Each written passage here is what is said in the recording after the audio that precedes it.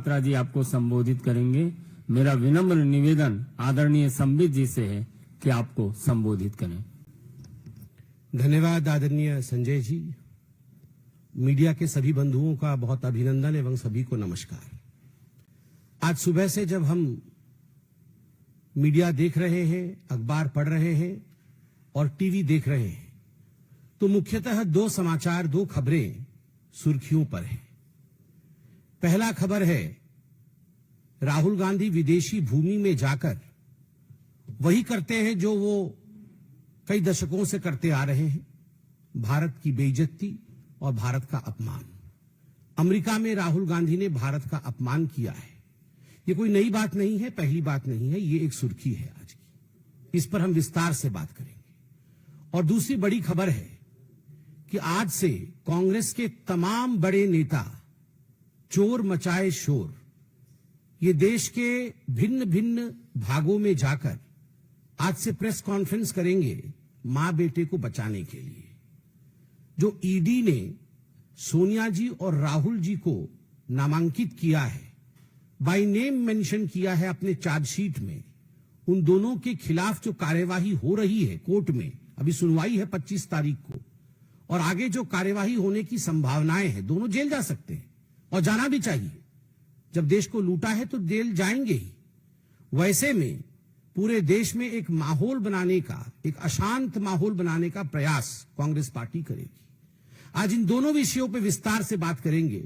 राहुल गांधी ने अमेरिका में किस प्रकार से भारत और इलेक्शन कमीशन को बदनाम करने की कोशिश की, मैं उस विषय पर आऊं, मगर उससे पहले मैं राहुल गांधी जी को एक बात स्पष्ट रूप से कहना चाहता हूं और देशवासियों को भी कहना चाहता हूं कि जो व्यक्ति और इनकी माताश्री 50,000 के मुचलके पर बेल पर बाहर हो, वो जाकर विदेश की धरती पर हिंदुस्तान को अपमानित करे और उन्हें लगता हो कि लोग उस पर विश्वास करेंगे, तो वो उनका भ्रम है। Those who are out on bail of 50,000 rupees, if they feel that they can destroy the image of this great democracy by speaking outside of this country, then they are totally on the wrong side of the line. आप सभी जानते हैं कि 2018 में जब मां बेटे को नेशनल हेराल्ड की केस में बेल मिला था, 50,000 रुपए की श्योरिटी पर दोनों को बेल मिला था। और जब ये बेल मिला था, उस समय एक जश्न भ्रष्टाचार बैंड बाजा के साथ मां बेटे बेल पाकर कोर्ट से अपने ऑफिस तक गए थे। तो उस समय भी हमने कहा था this is nothing but celebration of corruption, ये भ्रष्टाचार का जश्न है। और आज भी ब्लेटेंट जश्न मनाने की कोशिश कांग्रेस पार्टी कर रही है। मैं एजेएल के पूरे डिटेल में नहीं जाने वाला हूं, क्योंकि एजेएल और नेशनल हेराल्ड के केस को आप जानते हैं। हम लगभग अनेकों वर्षों से इसको लोकतांत्रिक तरीके से जनता के सामने रख रहे हैं कि किस प्रकार से मां और बेटे सोनिया गांधी और राहुल गांधी जी ने यंग इंडिया नामक एक कंपनी बनाई, जिसके कि 76% के दोनों स्टेक होल्डर थे। और 76% के स्टेक होल्डर होने के बाद नकली कंपनी से लोन लेकर 1 करोड़ का, डोटेक्स इंडिया से लोन लेकर मात्र 50 लाख रुपए दिया एजेएल को, जो कि होल्डिंग कंपनी है नेशनल हेराल्ड की, और 50,000 के एवज में 5,000 करोड़ की जो प्रॉपर्टी है एजेएल की, पूरे देश भर में उसका मालिकाना हक अपने पास ले लिया। शांति भूषण, मार्कंडेय, काटजू जैसे शेयर होल्डर को इससे दूर रखा गया, उन्होंने भी आपत्ति की थी। मगर विषय यह नहीं है जो कांग्रेस के खड़गे जी कह रहे हैं, चिदम्बरम जी आज कहने वाले हैं और कह भी रहे हैं कि ना कोई संपत्ति बेची गई, ना कोई संपत्ति वहां से हिला। तो गड़बड़ी हुई कैसे? गड़बड़ी यूं हुई कि ईडी की चार्जशीट चिदम्बरम साहब पढ़े होंगे, वो पढ़ते तो हैं, मगर उन्होंने वो पोर्शन डिलीट कर दिया है। ईडी ने बहुत स्पष्ट रूप से कहा है कि ये जो प्रॉपर्टी है एजेएल की, चाहे वो बहादुर शाह जफर मार्ग पर हेराल्ड बिल्डिंग हो, चाहे वो लखनऊ में उनकी प्राइम लोकेशन पे प्रॉपर्टी हो, चाहे वो भोपाल में उनकी प्रॉपर्टी हो। कल माननीय अध्यक्ष जी हमारे आदरणीय जेपी नड्डा जी ने बहुत ही ल्यूसिड एंड सुंदर तरीके से हिमाचल प्रदेश में किस प्रकार से धांधलेबाजी चल रही है नेशनल हेराल्ड की, उस विषय को हिमाचल प्रदेश की भूमि पर ही रखा, चाहे हिमाचल प्रदेश की प्रॉपर्टी हो। इन सब प्रॉपर्टी, वो प्रॉपर्टी तो वही है, मगर ये प्रॉपर्टी को जरिया बना करके, इस प्रॉपर्टी को औजार बना करके प्रोसीड्स ऑफ क्राइम जनरेट किया जा रहा था। अब नेशनल हेराल्ड तो 2008 में छपना बंद हो गया, तो ये प्रोसीड्स ऑफ क्राइम कैसे बना, वहां से उगाई कैसे हुई। आप देखिए, एक बिल्डिंग है बहादुर शाह जफर रोड में और एक अखबार वहां पहले छपती थी, तो इन्होंने क्या किया, बोगस एडवर्टाइजमेंट, हम नेशनल हेराल्ड में एडवर्टाइजमेंट देंगे और उस एवज में 38 करोड़ रुपया जो है ये मां बेटे ने ले लिया। 38 करोड़ रुपए मां बेटे ने लिया है बोगस एडवर्टाइजमेंट के लिए। क्या एडवर्टाइजमेंट ना, हम नेशनल हेराल्ड में एडवर्टाइजमेंट देंगे। जब लिस्ट देखा ईडी ने तो किसका एडवर्टाइजमेंट है, कोई गुड्डू सिंह है, कांग्रेस पार्टी का कोई छोटा सा नेता है, और उसने बोला है मेरे बेटे के जन्मदिन की बधाई मैं दूंगा उस पेपर में, और किसी ने बोला है मैं सोनिया जी के जन्मदिन की बधाई दूंगा, उसके लिए मैं 50 लाख रुपए देता हूं। अरे जब पेपर ही छप नहीं रहा है तो एडवर्टाइजमेंट कहां दोगे। तो ये जो बोगस एडवर्टाइजमेंट है उसके नाम पर 38 करोड़ रुपया लिया है। ठीक उसी प्रकार बोगस डोनेशन कि हम नेशनल हेराल्ड के लिए डोनेशन देना चाहते हैं, और कई लोगों ने डोनेशन दिया, एक बहुत बड़ी लिस्ट बना करके 18 करोड़ रुपए डोनेशन का जनरेट किया, मगर जब डोनर लिस्ट देखा गया तो लिस्ट ही नहीं है। किसने दिया भैया ये डोनेशन, जब अखबार ही नहीं छप रहा है तो काहे का डोनेशन। तो 18 करोड़ रुपए बोगस डोनेशन आपने लिया है। और बोगस एडवांस रेंट, बिल्डिंग है नेशनल हेराल्ड की बहादुर शाह जफर मार्ग पे, सबसे बड़ी बिल्डिंग है, हम रेंट लेंगे इस बिल्डिंग में, कल से हम यहां पर कॉमर्शियल एक्टिविटी शुरू करेंगे, यह करके लगभग अनेकों कंपनियों ने 38 करोड़ रुपए डोनेट कर, मतलब एडवांस रेंट दे दिया कि हम अगले महीने से वहां अपना कॉमर्शियल गतिविधि आरंभ करेंगे। मगर किसी प्रकार का कॉमर्शियल गतिविधि वहां नहीं है। जब चेकिंग किया गया तो ये जो 18 करोड़ रुपए का बोगस डोनेशन है, ये जो एडवांस रेंट है 38 करोड़ रुपए का, और जो 29 करोड़ का बोगस एडवर्टाइजमेंट है, ये सारे पैसे कहां गए। कुल मिलाकर के ईडी कहती है ये प्रोसीड ऑफ क्राइम्स जो है ये 988 करोड़ का है। ये 988 करोड़ का बोगस डोनेशन आखिरकार मां बेटे के जेब में गया है। तो मां बेटे को लगता है कि वो बच जाएंगे, तो गलत है। They are not going to be excused and they are not going to be saved. The law is going to take over and catch them. कानून के हाथ लंबे होते हैं, ये हमने सुना है, और होते ही है, ये नहीं छूटने वाले हैं। और यही फ्रस्ट्रेशन है, राहुल गांधी जी का यही फ्रस्ट्रेशन है कि आज वो विदेश की भूमि में जाकर भारत और भारत के महान लोकतंत्र को अपमानित कर रहे हैं, उसे बदनाम कर रहे हैं। बोस्टन के ब्राउन यूनिवर्सिटी में उनका कोई लेक्चर होना है, वो लगभग 3 दिन की ट्रिप में यूएस पहुंचे हैं। और विडंबना देखिए, जब यूएस के उपराष्ट्रपति भारत में है, उस समय यूएस की भूमि में जाकर भारत को अपमानित और भारत के लोकतंत्र के खिलाफ कहना, यह आदत ऐसी ही है कांग्रेस पार्टी की। आप याद करिए, जब कॉमनवेल्थ हो रहा था उस समय भी यूएस में जाकर, और उस समय भारत में भारत के खिलाफ राहुल गांधी और उनके तमाम जो उनके नेतागण हैं वो कह रहे थे। राहुल जी अमेरिका में जाके इलेक्शन कमीशन को कॉम्प्रोमाइज्ड बताते हैं। वो कहते हैं कि महाराष्ट्र के चुनाव में जिस प्रकार का मतदान हुआ वो एक तरह से फर्जीवाड़ा था। महाराष्ट्र में भारतीय जनता पार्टी को और उनके अलाइज को जीतना नहीं था, और कहीं ना कहीं इलेक्शन कमीशन ने हमारे साथ समझौता किया। मैं राहुल जी से पूछना चाहता हूं, राहुल जी, झारखंड भी तो उसी समय चुनाव हुआ था, क्या आपने इलेक्शन कमीशन के साथ झारखंड में समझौता किया था? आप एक बार सोरेन जी से पूछिए, क्या उन्होंने समझौता किया था इलेक्शन कमीशन से?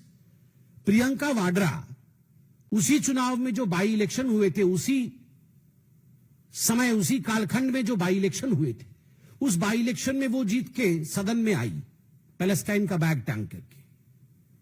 आप बताइए, क्या प्रियंका वाड्रा ने रॉबर्ट वाड्रा की मध्यस्थता से इलेक्शन कमीशन के साथ कोई कॉम्प्रोमाइज किया?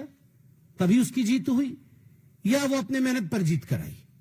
आप ये बताइए कि 240 सीट जब भारतीय जनता पार्टी को विगत लोकसभा 2024 के लोकसभा में जब हमें 240 सीट और आपको 99 सीट मिली, तो आपने पूरे देश में और सदन में भी ढिंढोरा पीटा कि ये भारतीय जनता पार्टी की हार है और ये कांग्रेस पार्टी की जीत है। तो was the election commission compromise then? आपने ये जो जश्न मनाया था, क्या हम कॉम्प्रोमाइज थे? और ठीक उसी प्रकार महाराष्ट्र में लोकसभा में हमें 9 सीटें मिली और आपके गठबंधन को हमसे अधिक मिली थी। तो was the election commission compromise then by you? केवल इतना ही नहीं, आपने सामने बैठा करके सदन में अयोध्या सीट हम हार गए, इस प्रकार से आपने पूरा सेलिब्रेशन किया। क्या इसके पीछे आपका किसी प्रकार का कॉम्प्रोमाइज था इलेक्शन कमीशन के साथ? किस प्रकार से यह संभव हुआ? क्योंकि भारत में आज फ्री एंड फेयर इलेक्शन होता है, भारत में आज सजीव लोकतंत्र है, इसी कारण यह संभव हुआ। विदेश की भूमि में जाकर भारत पर इस प्रकार हमले करने वाला राहुल गांधी याद रखे कि वो 50,000 की बेल पर बाहर है, वो गुनहगार है, वो भ्रष्ट है, उसने चोरी की है, डकैती की है। नेशनल हेराल्ड का केस चोरी का केस नहीं है, डकैती का केस है। 5,000 करोड़ की प्रॉपर्टी का मात्र 50 लाख रुपए देकर और 440 करोड़ रुपए का इनकम टैक्स गबन करके उसे चोरी और भ्रष्टाचारी नहीं कहते हैं, वो डकैती होती है। मां बेटे ने डकैती की है और डकैती करने के बाद इनकी इतनी हिम्मत है कि विदेश की भूमि में जाकर आप हिंदुस्तान के लोकतंत्र के ऊपर उंगली उठाते हैं। राहुल गांधी, आपसे नहीं हो पाएगा हिंदुस्तान में राजनीति, तो जाकर के किसी और देश से चुनाव लड़िए, मगर जिस थाली में खाते हैं अगर उस थाली में आप छेद करेंगे तो आप देशद्रोही कहलाएंगे। You are traitor. Rahul Gandhi traitor हैं, केवल इसलिए नहीं क्योंकि विदेश की भूमि में जाकर देश की संस्थाओं का अपमान करते हैं और देश के लोकतंत्र को हीन बताते हैं। वो इसलिए भी ट्रेटर हैं क्योंकि देश की संपत्ति का करोड़ों करोड़ रुपए नेशनल हेराल्ड के माध्यम से उन्होंने गबन किया है और केवल अपने सहूलियत के लिए, अपने आराम के लिए गबन किया है। और याद रखिए राहुल गांधी, आप और आपकी माताश्री बचने वाली नहीं है। ईडी के गुस्से को ईसी पर निकाल रहे हो, एनफोर्समेंट डायरेक्टरेट के गुस्से को आप इलेक्शन कमीशन पर निकाल रहे हो। इससे कुछ नहीं होगा। 2 दिन आप पन्नों पे छपोगे, अखबारों में आओगे, मगर ईडी आपको छोड़ेगी नहीं, क्योंकि तथ्य के आधार पर एजेंसीज काम करते हैं और तथ्य ओपन एंड शट केस का है। यह जो नेशनल हेराल्ड का केस है, ये ओपन एंड शट केस है जिसमें मां बेटे ने लूट मचाई है और आपको इसमें छोड़ा नहीं जाएगा। प्रोसीड्स ऑफ क्राइम के साथ आप पकड़े जाएंगे और आप जेल के पीछे जाएंगे। बहुत बहुत धन्यवाद। कोई प्रश्न हो तो अवश्य पूछे। दूरदर्शन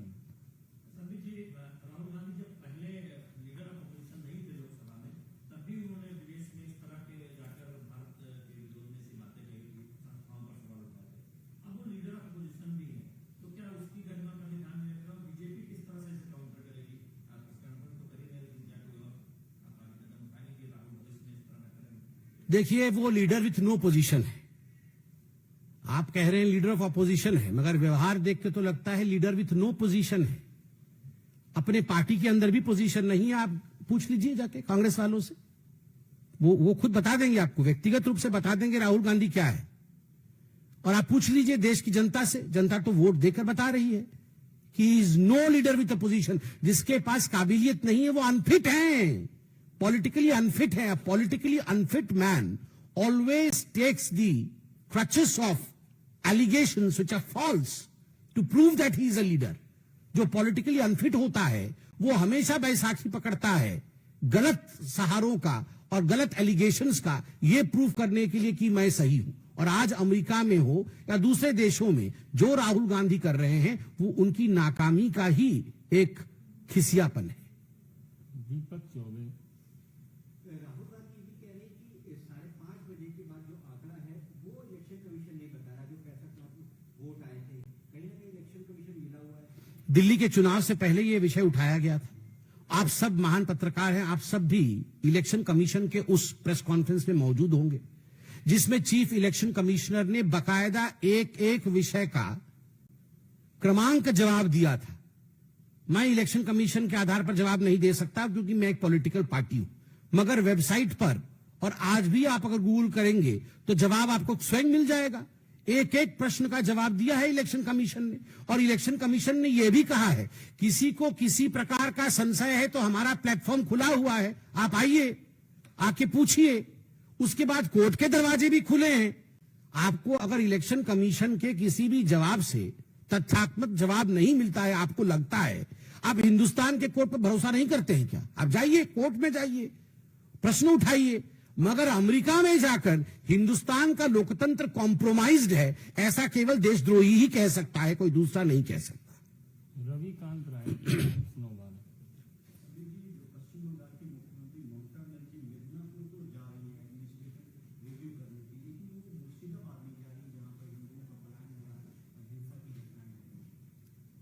बहुत दुख के साथ कहना पड़ रहा है, मुझे लगता नहीं है इसको पॉलिटिसाइज करना चाहिए, मगर यह सच्चाई है कि ममता बनर्जी हिंदुओं से नफरत करती है। यही अगर किसी मुसलमान भाई के साथ अत्याचार हुआ होता तो ममता बनर्जी वहां हो हल्ला काट कर 3 दिन से कैंप करके बैठी होती।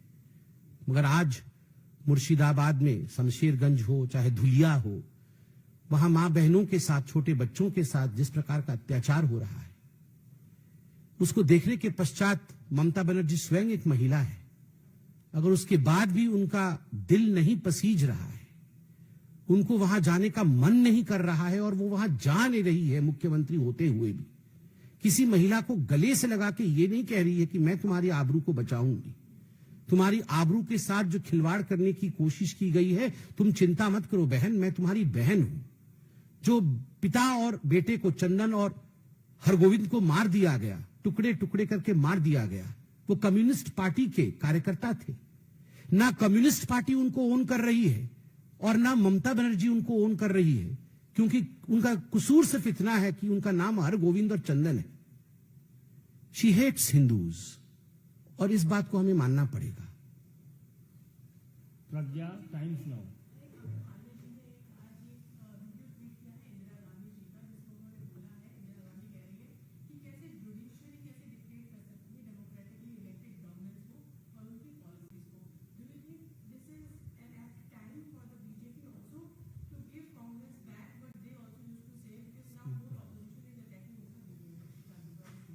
See, as far as judiciary is concerned, we firmly maintain the stand of Bharatiya Janata Party that there are clear division of power in the Constitution of India, and every institution respects the other institution in this beautiful democracy of ours. So no comment on the judiciary of India. It's a very good system in India that is in place, and we'll all work together for the betterment of this country. That is all. Ankit Gupta ABP.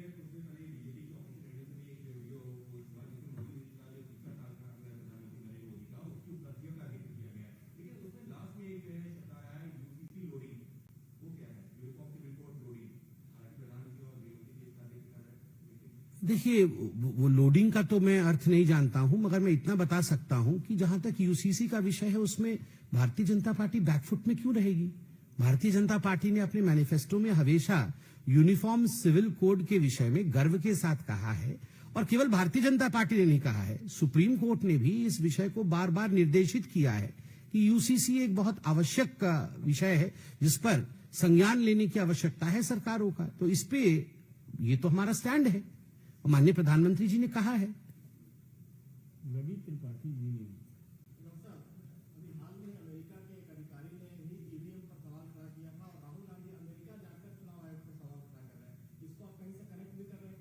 देखिए, Rahul Gandhi George Soros के agent हैं। Rahul Gandhi is the agent of George Soros. George Soros के चंदे पर राहुल गांधी का धंधा चलता है, और जॉर्ज सोरोस ही बताता है इनको कि क्या करना है, कैसे कपड़े पहने हैं, कैसी एक्टिंग करनी है। ये देखिए, ये सारे के सारे, आप समझ लीजिए एक बात क्लियरली, ये जॉर्ज सोरोस इनका ट्यूशन मास्टर है, और ये देश में हिंदुस्तान के लोकतंत्र को कैसे बदनाम किया जाए, कैसे हमारी इकोनॉमी ध्वस्त हो जाए, हमारा मार्केट कैसे गिर जाए। इसलिए जॉर्ज सोरोस ने, मेरे मुंह से चोरोस निकल रहा था, जॉर्ज सोरोस ने वो चिन्हित किया है 5-6 लोगों को कि ये राहुल गांधी एक कॉम्प्रोमाइज हो सकता है, ये देशद्रोह कर सकता है। ये अरविंद केजरीवाल, इसको बोलो ये एक्सेल शर्ट पहनेगा, डबल एक्सेल शर्ट पहनेगा, रेनॉल्ड पेन लगाएगा और स्लीपर पहन के राष्ट्रपति के घर जाएगा, बाद में अच्छे से नाचेंगे, बाद में सब कुछ चलेगा, मगर पहले ऐसे सब एक्टिंग करनी है।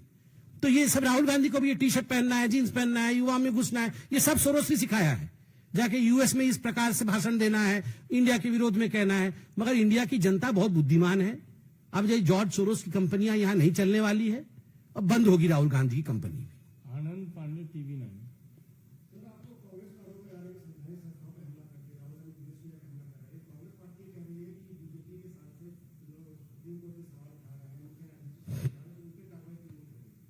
देखिए, जहां तक इस विषय का उत्तर है, इसका उत्तर हमारे राष्ट्रीय अध्यक्ष माननीय नड्डा जी ने दिया है।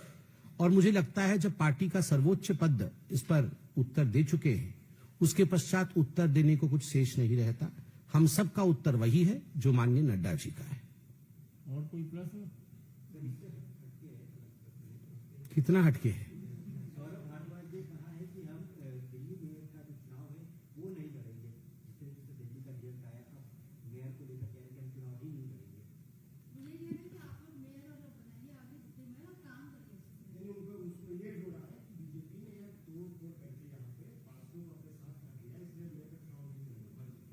देखिए, सब कुछ तो उन्होंने कह दिया है। मुझे लगता है हमें बस मेयर बना लेना चाहिए। इतना हम क्यों इतना लड़े? अब उन्होंने सब कुछ कह दिया है, हमारे मेयर बनेंगे, अच्छा काम करेंगे।